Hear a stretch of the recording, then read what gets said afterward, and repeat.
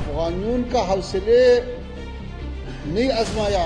एक बार अंग्रेज से पूछे, फिर सोवियत यूनियन से पूछे, फिर अमेरिका से पूछे, फिर नाटो से पूछे, भाई अफगानिस्तान के साथ ऐसा खेल करना ये अच्छा नहीं है। नमस्कार, मैं दुष्टुर उपाध्याय। भारत दौरे पर आए अफगानिस्तान के विदेश मंत्री आमिर खान ने पाकिस्तान को हिंदी में ऐसा धोया कि किसी ने भी सोचा नहीं होगा। साथ ही अफगानिस्तान के बगराम एयरबेस पर कब्जा करने की धमकी देने वाले ट्रंप को भी तगड़ा आईना दिखाया।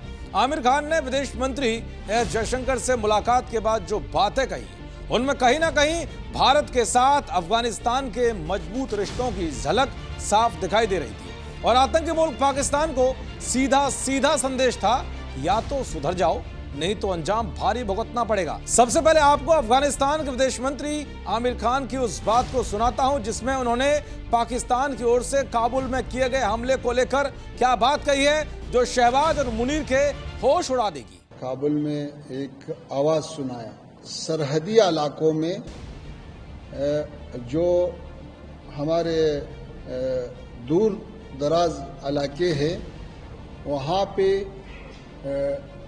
कुछ अटैक हुआ है, हम उसकी मजम्मत करता है और हम पाकिस्तान हुकूमत का ये काम एक बड़ा गलती समझता है और इससे मसाइल हल नहीं हो सकता है।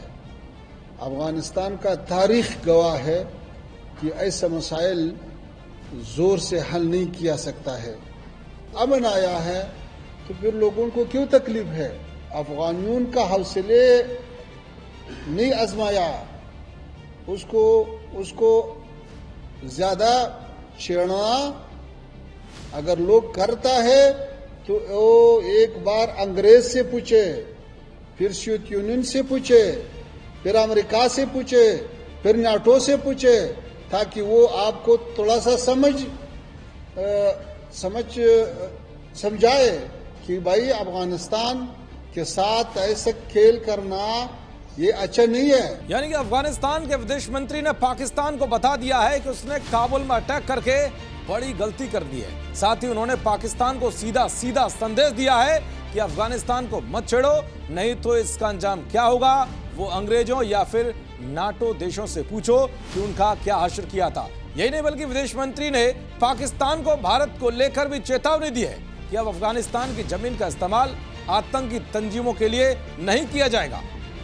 कोई भी अफगानिस्तान का सरजमीन इस्तेमाल नहीं कर सकता है।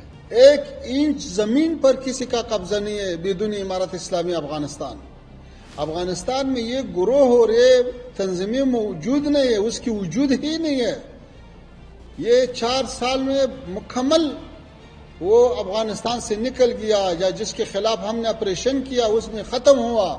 तो जब नहीं है तो और ममालिक भी अपने मुल्कों के अंदर अगर ऐसा अमन लाए जैसे हम अफगानिस्तान में लाया है तो फिर सारे खिते में अमन है। अभी 8 महीने से अफगानिस्तान में कोई छोटा सा वाकया भी पेश नहीं आया है। 4 सालों के दौरान में अफगान सरजमीन से किसी को भी नुकसान नहीं पहुंचा है। तो ये बेहतरीन सबूत है कि हमने पेश किया है। अगर हम ऐसा सबूत पेश करता है तो सारे खिते में अमन।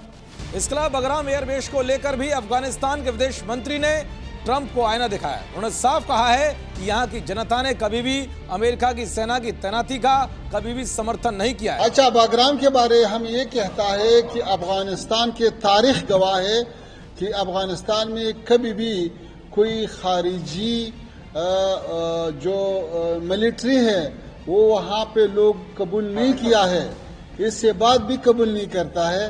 तो ये हमारा फैसला है कि अफगानिस्तान एक आज़ाद खुद मुख्तार मुल्क है और इससे बाद भी आज़ाद और खुद मुख्तार होता है।